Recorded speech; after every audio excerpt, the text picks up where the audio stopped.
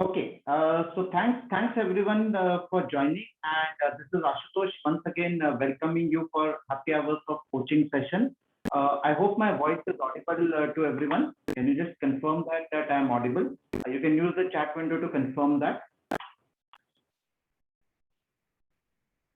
So just a quick check before we start the session.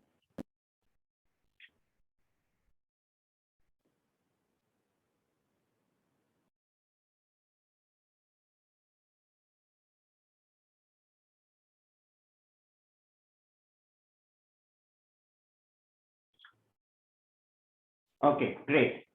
Let's move ahead and let us go ahead with today's topic.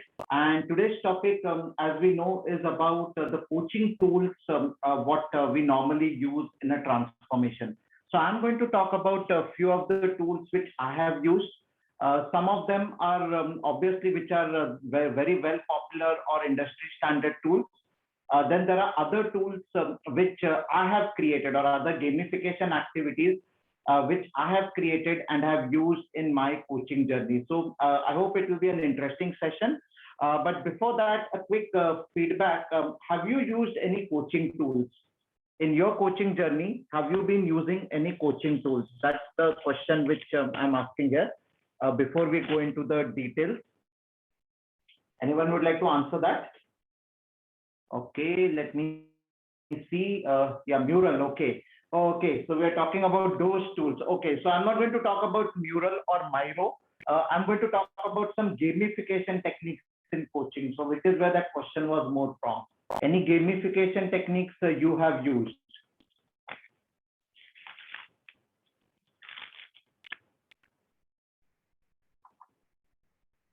And those of you who are on LinkedIn, you can also reply.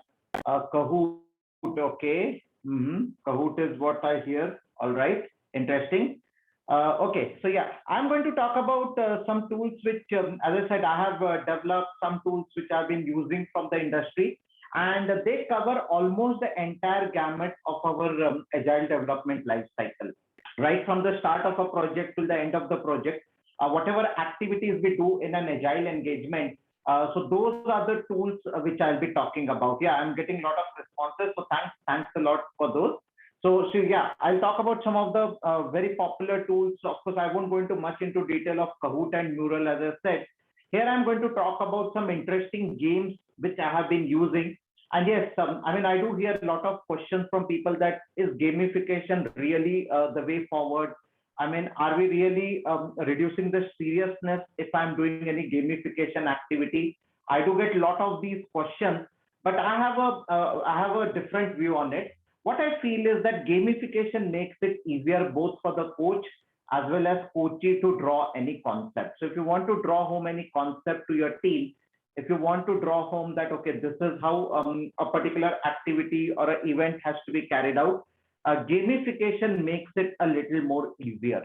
It makes it a little more, I would say faster or agile, if I were to say, to drive home the concept, right? So that is what I'll be talking about. But before that, about myself, Ashutosh Bhatodekar, working as an enterprise agile coach, a trainer, and a consultant. And I come with around 20 years of experience in the industry. And I have myself been a part of some of the transformations which I've handled as a part of me being a coach. So that's where this experience comes in from. I also have a YouTube channel where, in fact, this recording will go after this session is over. So you can always watch it later also at any point in time. And you can also request your friends to subscribe to the YouTube channel. I'm pinging you the link of the YouTube channel here in the chat window so that you can have a look at the YouTube channel. And if you're interested, you can get a lot of content on interview preparation, on how to go ahead and articulate a proper way from an agile coaching interview perspective. I also have a Telegram group. In case you're interested, feel free to join the Telegram group. So we are sharing those links as we speak along. And yes, I mean, I'm on LinkedIn. Just search Ashutosh Bhatodekar and you will find me there. And we'll be more than happy to connect with you and take this discussion forward. So coming back to the topic, so what is a gamification technique? I think this term, we have been hearing it quite a lot, right? I mean, in last few years. In fact, many times when you go in for an interview, also they ask you, right? Okay, what are the gamification techniques you have applied?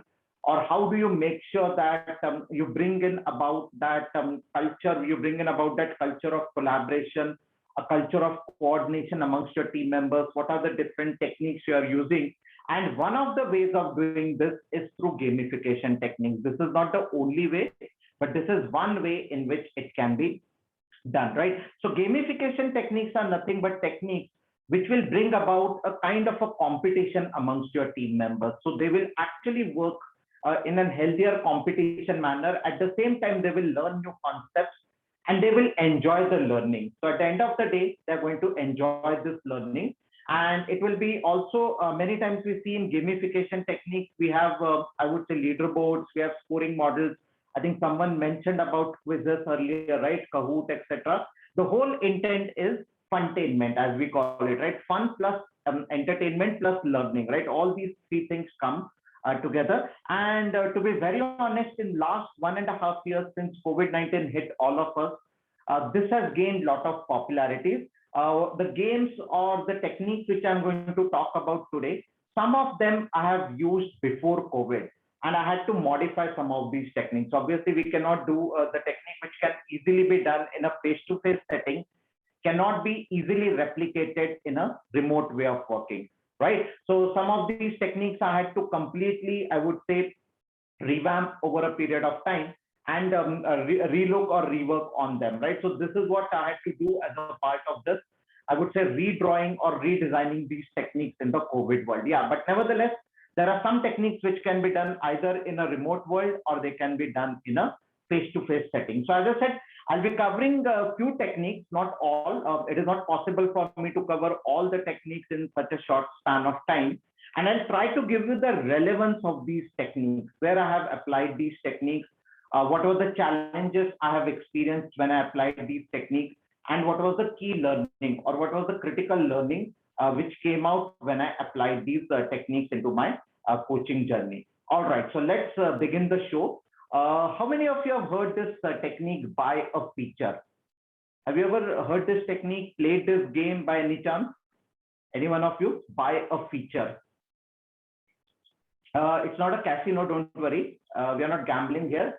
Okay. No. Okay. Okay. So this is a very interesting game, and this is usually played during prioritization. This is usually played by product owners, product managers.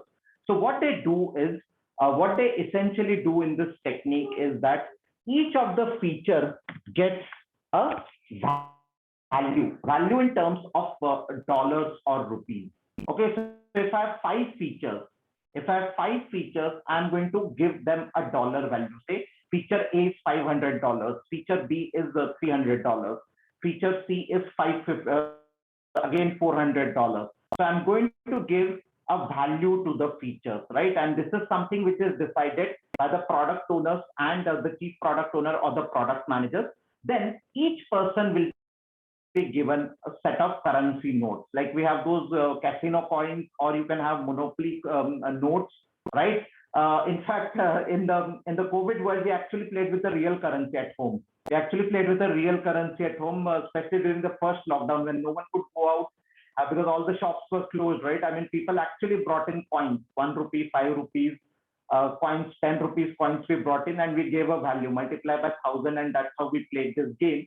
Now, the interesting thing about this game is that I'm just explaining here that the total value of features, let us say I have 5 features, 1, 2, 3, 4, 5. Let us say the total value of features, we give it as $1,000 or 1,000 rupees. Each person will have only $800. Purposely we do that. We purposely do that. We say that the total features is $1,000, but you have only $800. Now, as per you, select the feature which you would like to go into the current release, right? Select that particular feature where you would like to go into the current release. Now, it is a choice up to the person whether he wants to use $800 to buy a combination of these features or these features. It is entirely a choice left to the prioritization maker or the person who's making priority. So you don't give the total currency equal to the total feature cost. Your total feature, it's like going to a shop and I know that the total value of this shop is 1 lakh rupees. But I don't go with 1 lakh rupees to buy something from a shop, right? I probably, let's take a stationery shop. The total inventory in the shop might be 1 lakh rupees. Does that mean that I'll carry 1 lakh rupee and buy that entire shop? No. I probably carry with me 1,000, 1,500 or 2,000 rupees, right? And then I decide that, okay, I want this or I want this. I remember my days when I used to take my daughter for a stationery shop, and that's where, I mean, that prioritization had to be done. You can't have everything, right? If you need this, if you need a color pencil, then probably sketch pens will go off. Or if you need a brush, then probably the watercolor has to come in, right? You cannot have brush and a color pencil, right? They won't serve any purpose, right? So this is a very interesting game, buy a feature game, and it helps us prioritize. It helps us prioritize which feature to go into the product, which feature should not be going into the product. And yes, I mean, we never reach a consensus in this. As I said, we never probably reach a consensus, but what happens is, at least when we do a comparison amongst various product owners, we can either go with a majority, or we can again do a kind of a dot voting again if there's a conflict, or we brainstorm and then we decide that, okay, which feature is the most important one, which should get a higher value. For example, hypothetically, let us say you're designing an ATM machine.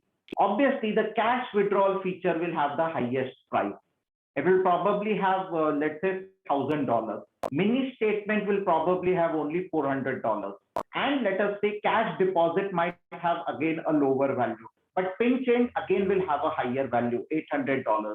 So you first decide the 5, 6 features or 8 features. The product managers will assign a dollar value to those features. And let's say, as I said, the total dollar value, if it comes to 5,000 or 10,000, you give a lesser cash to everyone, and then you ask everyone to put your bets that, okay, if you are a product owner, how much money you will put on each of these features. And everyone knows that the total currency they have is much lesser than the total value of the feature. So this is definitely an interesting game. You can find more about this on any product blog. You will find more about it. This is not a game which I have invented. This is already there. The only thing I did was I changed it a little bit for during COVID-19 when we are working remotely. We used a tool called as a pointing poker. So pointing poker is a tool which we used, and we actually listed down the feature on pointing poker, and then we started doing a bet around it, right? So this is one very interesting game which is there. And anyone, a product owner in the audience here, please try it out. If you have not already tried it, I'm sure you will learn a lot from this particular game, right? So this is, as I said, for every event, I have a game, if you ask me. So, technically speaking, for every event, I have a game which I will be talking about. All right, let's move ahead. Queen of Hearts. I think many of you already know this game, who have attended my Agile Coaching Masterclass already know this game.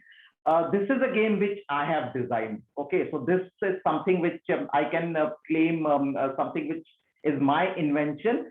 And in this Queen of Hearts game, it will be a repetition for those of you who have already played this game with me earlier, or those of you who have been, as I said, a part of my Agile Coaching Masterclass program. You already know this game, but just for the benefit of others, we use 16 picture cards in this game.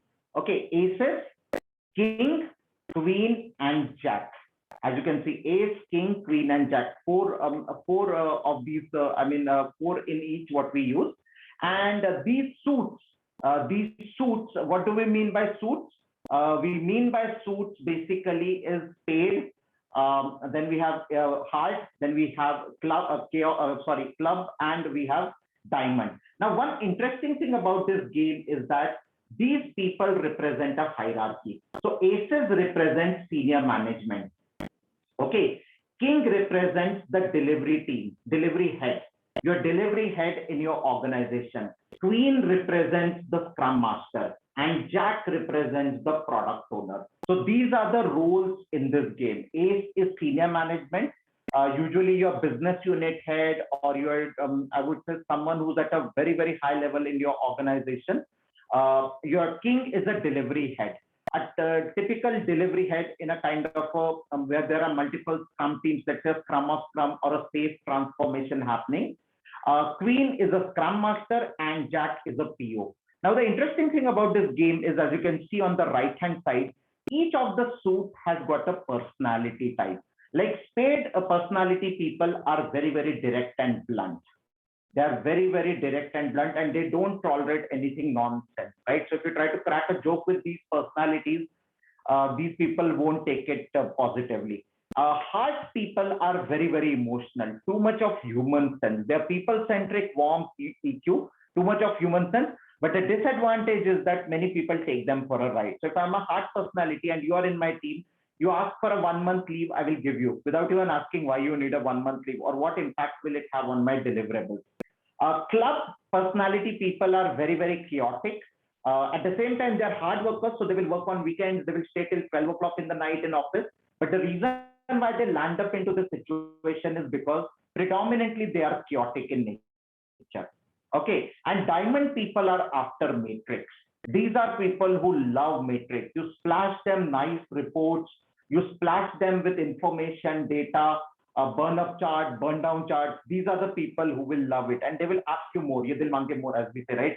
They are the ones who will say that, okay, this report is good, but give me something more, right? I mean, give me something more. Can we have this data rolled over, or can we have a data which comes out, right? So these are the people who they will be very, very, I would say, very, very number oriented, or very much, I would say, who are after the number part of it, right? So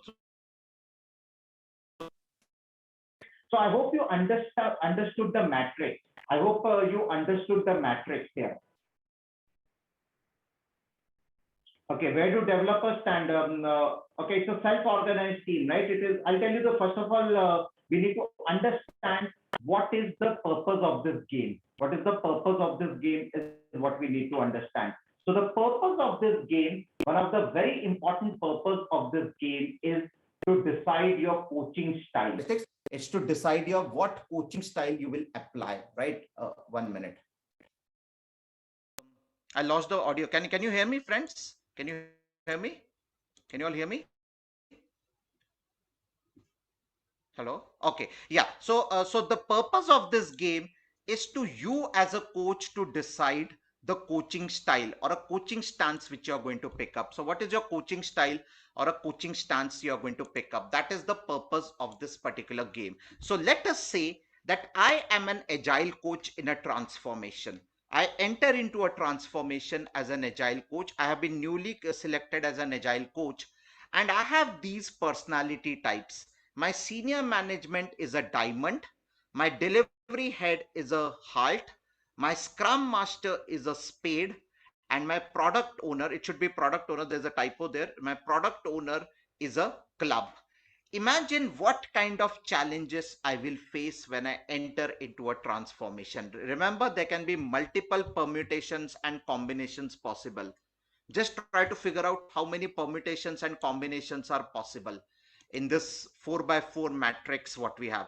The whole purpose of doing this exercise, and I have found it useful, is that it helps me decide my coaching strategy. So as a coach, if I want to decide my coaching strategy, these are some of the pointers which will come out, and I might come out with my coaching blueprint or my coaching strategy, that if I want to handle this team, or if I want to go ahead and decide my coaching style or a coaching strategy, how will I interact with these people? For example, this is a real life case study what I'm presenting here. These were really a picture in one of my transformation. In this kind of a structure, there was a heavy friction between these two people.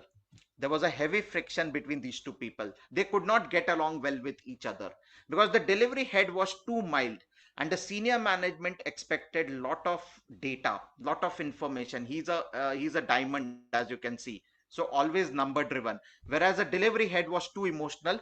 Over a period of time, these two people became very good friends. These two people gelled along really well. Spade, blunt, direct, and senior management, who's more, I would say, a diamond kind of a personality. So these two people really gelled very, very well. And the delivery head actually had to quit the organization. In fact, he was first moved out of the project, and then he had to quit the organization. There was a lot of friction between these two people also. The product owner was hardworking but chaotic. Imagine a product owner not able to prioritize the backlog. That was what was happening in this particular situation. And eventually that was also something very, very interesting. Now, those of you who have played with this game, we know that we don't just go with one scenario. We go with multiple scenarios to understand how I can come out with my coaching blueprint or a coaching strategy. If you want to know more about this game, there is a regional scrum gathering happening on 4th and 5th of September. If you are already booked a ticket, you will find me presenting there. I also have an article written on this on DZone. You can go through this game in detail and try to understand how exactly this helps you in deciding your coaching strategy. So again, repeating, this is a game which I have designed completely based on my understanding of how these personalities intersect or interact with each other, and how do they actually behave in a real time world, right? In a real time situation, how do these personalities interact with each other, right? So do go through this. But this is one of the games which I have designed, right? I mean, this is something which I can definitely claim it is my game which I have designed, and I have presented also in many conferences. Okay, another interesting game which again I designed it, but I used a tool which is available, Scrabble. The very old famous Scrabble game, right? We used to all play in our families, right, with our kids, to find out, okay, what's the good word. Or if I want to play Scrabble, there are 100 tiles in Scrabble, each letter having a number, and then as you place this on the board, based on the position where the tile goes in, either you could have a normal scoring, or if the tile lands up on a triple letter score or a double letter score, the value increases, right? For example, if I have a word here, bat, bat, if I put it, right? So this A will get a double letter score. A is 1, so its value becomes twice. There are triple word scores also, which actually enhances the value. Now, how I play this game and what is the purpose of this game? So many times when you find that your developers and testers are not integrating frequently, they are not working as one team unit. There's always that great wall of China that I am a developer, you are a tester. I'm going to dump you something and I'm going to go home. You test it and tell me in the morning. So what does the tester do? The poor tester tests it for the entire night, and now he finds 100 or 500 defects in it. Now it's a revenge time for the tester. He will send out a big mail to the developer saying that you did a crappy code. The code itself is very, very crappy, and he's going to again push it back to the developer. So if you want to bring about that one team culture, if you want to bring about that integration checkpoints with your developers and testers, this is how I will play this game. So what I do is I take two Scrabble boards. Okay, I take two Scrabble boards. Okay, and what we do is we make them sit separately. We make team A sit at one area and we make team B sit at another area, right? So they are not supposed to talk with each other. Okay, so I create two teams. This is team A consisting of 4-5 members. This is team B consisting of 4-5 members. You are not supposed to talk with each other. The objective is that you have to create a board. Each team has to create a board using standard agile terms. They can refer to glossary if they want, but they have to create a standard agile term. For example, they can use the word, let's say, story, because that's a standard agile word, but they cannot use a word like Ken Schwaber, which is a proper noun, or they cannot use a word like Dean Leffingwell, who's the co-founder of SAFe, because those are proper names there, right? So that they can use. For example, I can use a word definition because it is a part of definition of done. I can use a word velocity. I can use a word, say for example, let us say, estimation. If I can do it, estimate, estimation, then points. So those are the standard vocabulary terms which I can use. Both the teams have to work separately for first 10 minutes.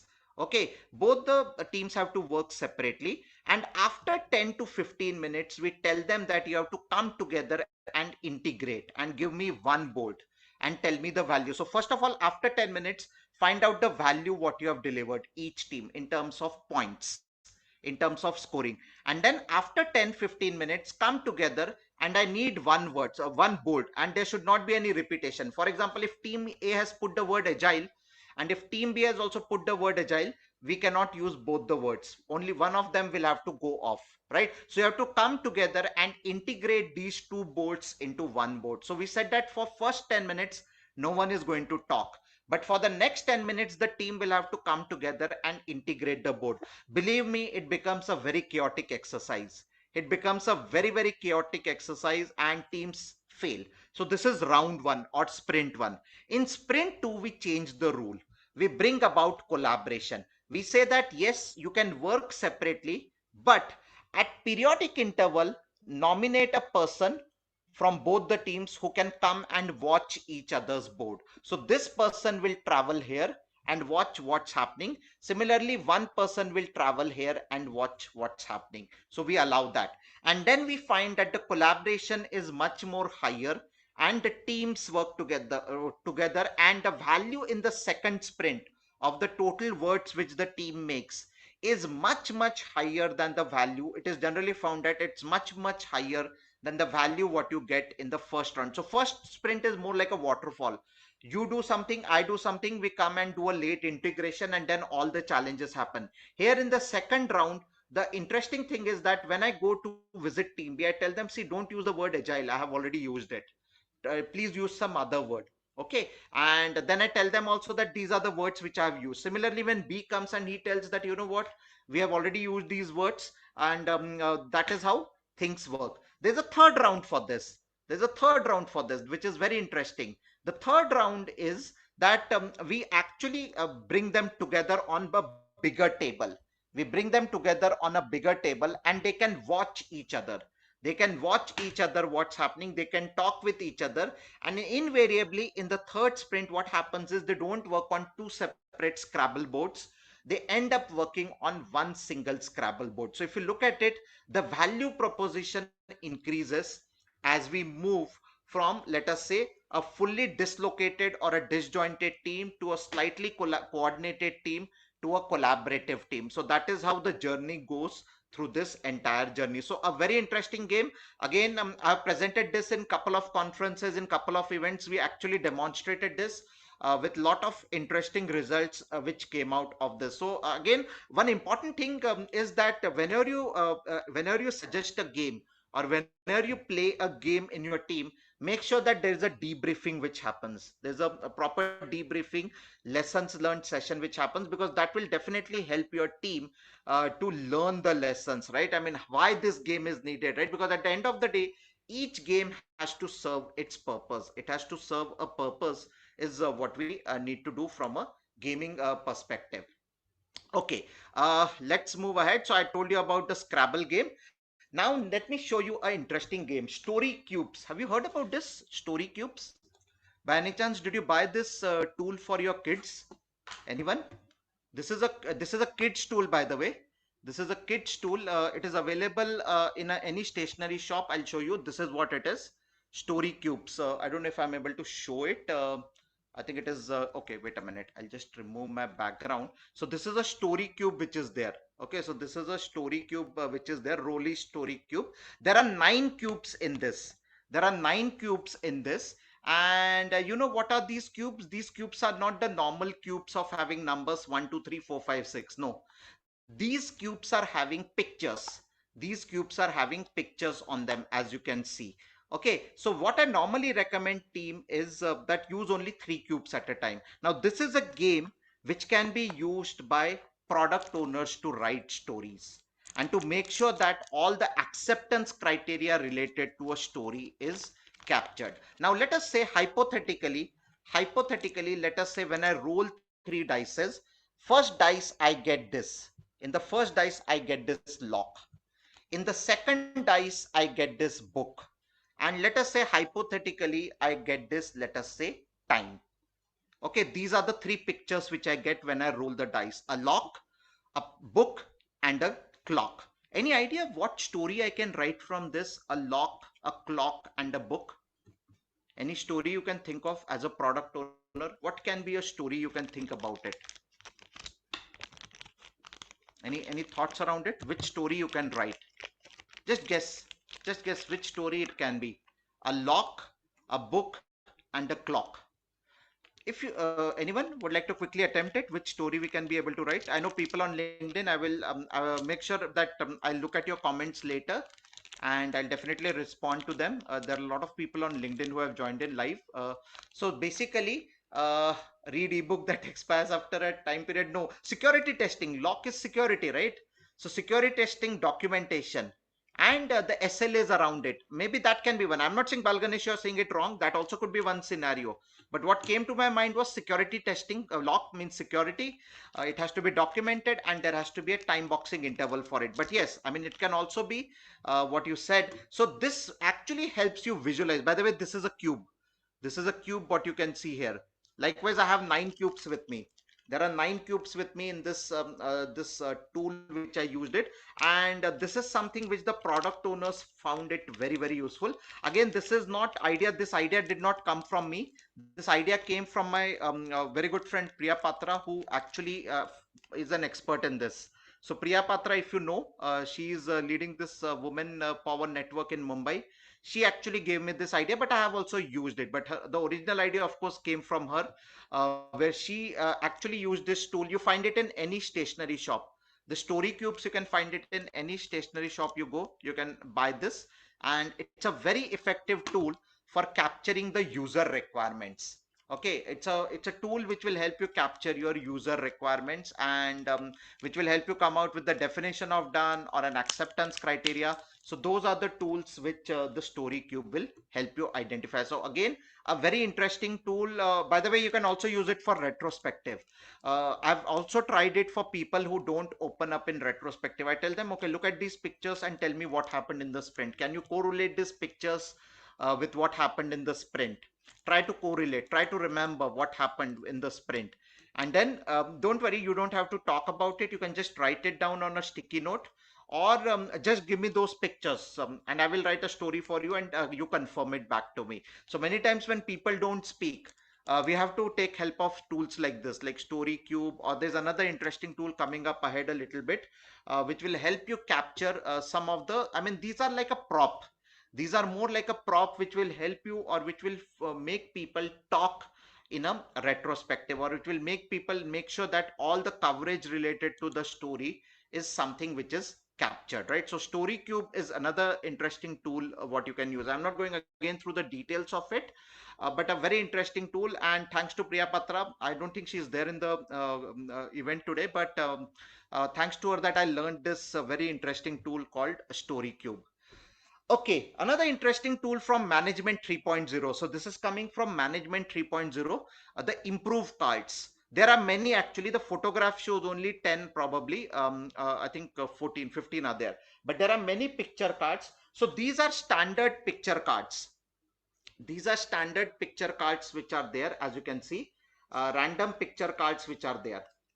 Okay, so I mean, these are random pictures. You could have a tic-tac-toe, you could have a wheel, you could have something like an amoeba kind of a structure, as you saw, a headphone.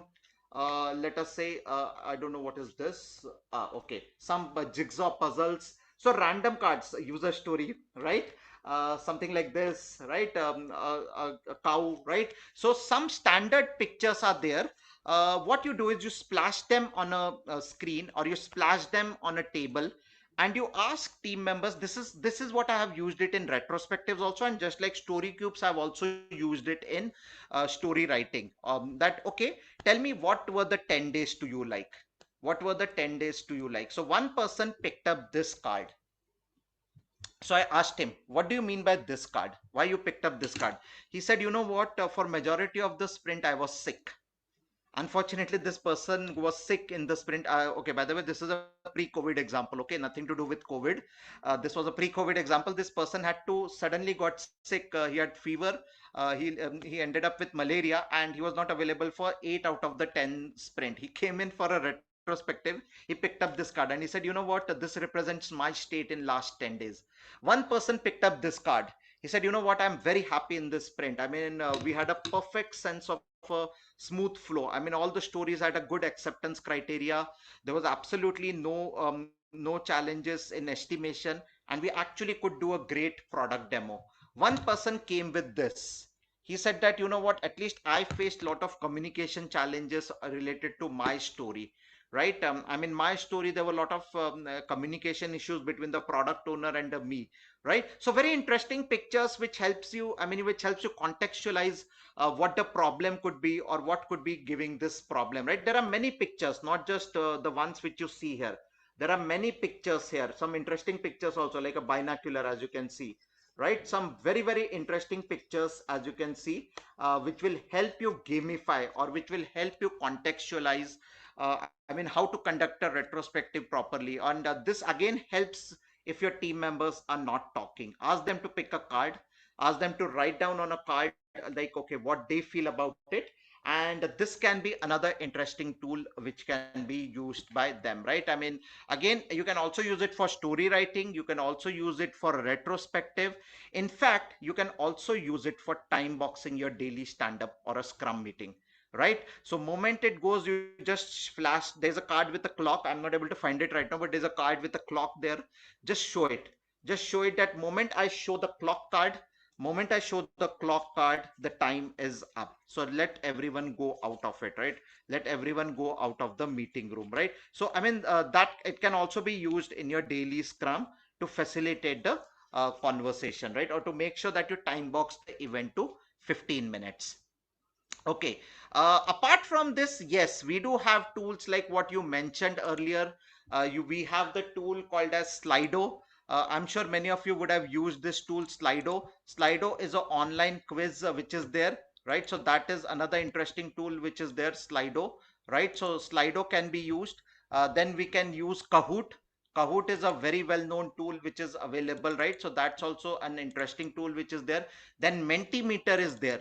Mentimeter is another interesting tool which we can capture, and Mentimeter helps you to capture basically again a lot of interesting quiz which are there, right? Lot of interesting quiz you can capture through these tools, right? And I'm sure, I think since this came up in the first, these names came up in the first, so I'm assuming that these tools are something which we have been using, right? Let's go to the next tool. One of the last tools I'll be covering today, delegation poker. 7 levels of delegation. This is again a management 3.0 game, and this is predominantly used to identify that are we keeping the control too much with us as a manager? Am I keeping the control too much with me? Like if you see, there are these cards which are numbered from 1 to 7, and just look at the picture on those cards. In card number 1, there is only one person, as you can see. But in card number 7 also, there is only one person, but that person is different. That person is different. So card number 1 is a manager. As you can see on her cap, it is written M. And card number 7 is a developer, or I would say someone as a team member who's working there.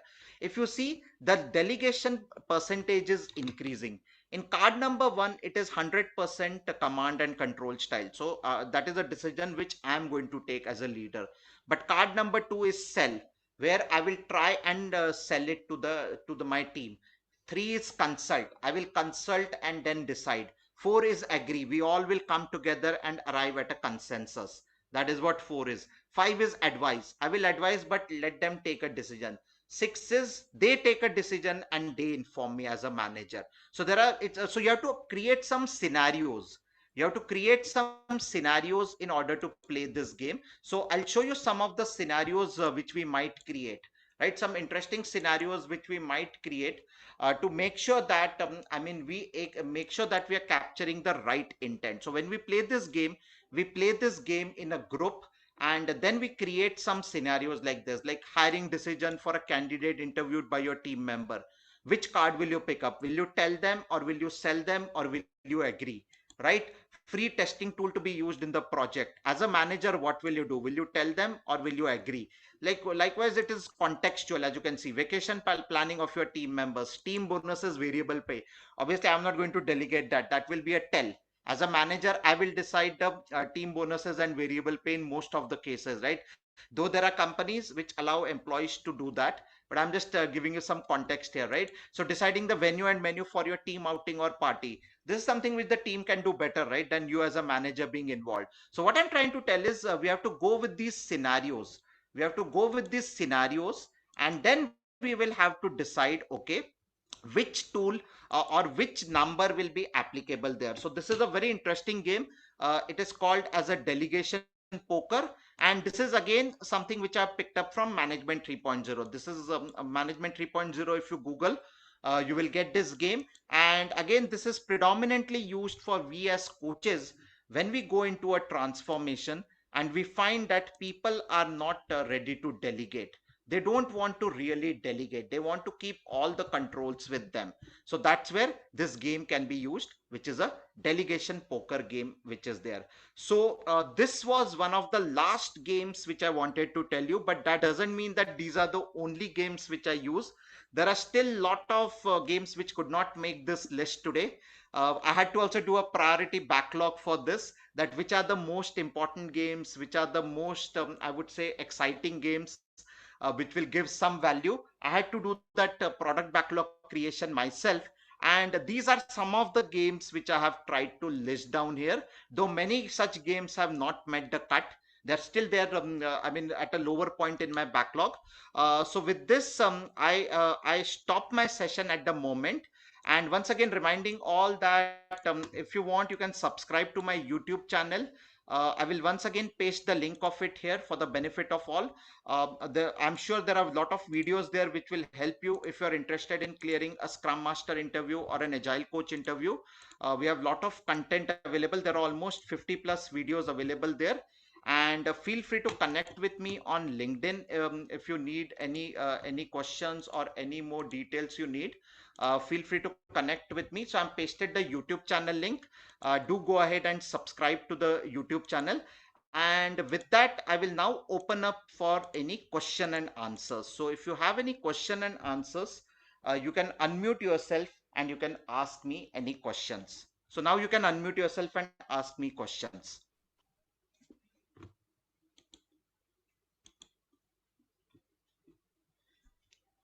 Anyone, any questions? Or you can type in also. I'll be more than happy to answer the questions if you type in. But if you have any questions, feel free to unmute yourself and ask me any questions. Okay, so anyone already was aware about these techniques by any chance? Were you aware about these techniques? Anyone? No. No? Okay. None of the tools, or some tools you were aware?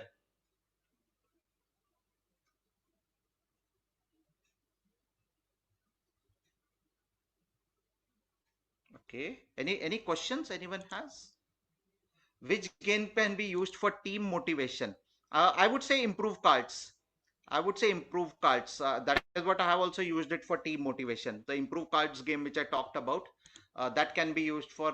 Again, I'm not saying that these are the only games. I'm not an expert in gamification. These are some of the games which I've used. I'm sure you could have better choices, but I would feel improve cards is a better version for it. Bio feature sounded familiar. Okay, sure. Thanks, Aparna, for letting me know that. Okay, anyone else? Any?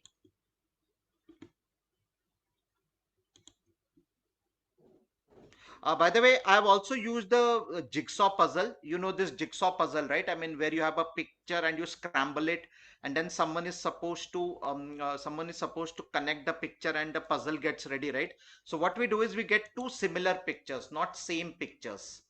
Okay, we use two similar pictures. There's a slight difference. Like one picture could be what you see like this, and another picture could be me looking there, right? The settings are same, but still we mix the pieces and we give 20 pieces to each team.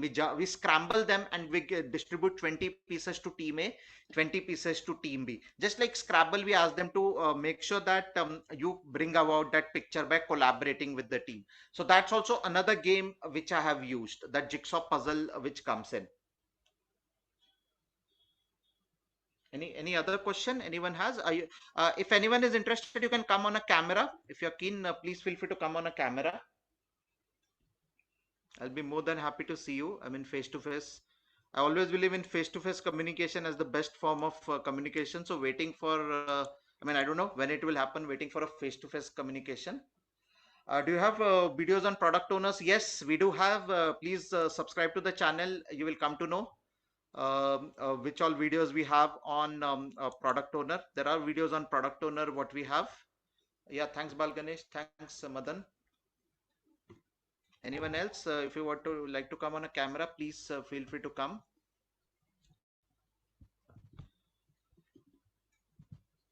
Okay, anyone else, any questions? Any specific agile trends? Any specific, sorry?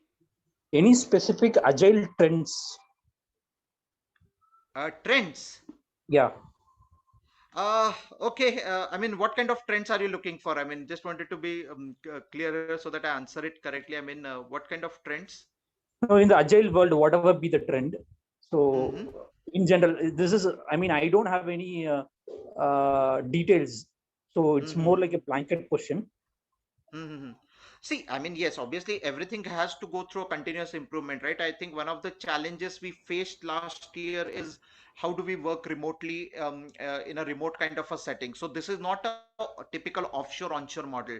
This is what we call as a hyper distributed model where 8 of my Scrum team members are at 8 different physical location. So that is a challenge I think which we all have gone through. Some of us have come out very successfully out of it, though it is not yet fully, I won't say that we have cracked that puzzle, but at least we have made sure that at the end of the day, even if it is a hyper distributed team members can actually do the work and do the deliverable, right? So that's something I would say is a recent trend, I would say. I mean, more to work in a hyper distributed team. Thank you. Thank you. Very valid. Yeah, sure. Okay, anyone else, any questions? We can take, I know there have been a lot of questions on LinkedIn, but yeah, I'll answer them, don't worry. I'll reach out to each one of you individually, folks who are on LinkedIn. And thanks for joining this. I really appreciate all of you joining also on LinkedIn. So this recording would get uploaded on our YouTube channel in next 24 hours. I mean, this entire recording will get uploaded. You can also, in case your friends have missed it, please ask them to go through the recording, right? And yeah, we'll be more than happy to connect one-on-one. So with that, I think we are good to close the session for the day. Thanks everyone, and have a wonderful week ahead. And those of you from India or Indians staying abroad, wishing you all a very happy Independence Day. So thanks a lot, and enjoy your weekend and Independence Day. Thank you. Thank you. Yeah. Thank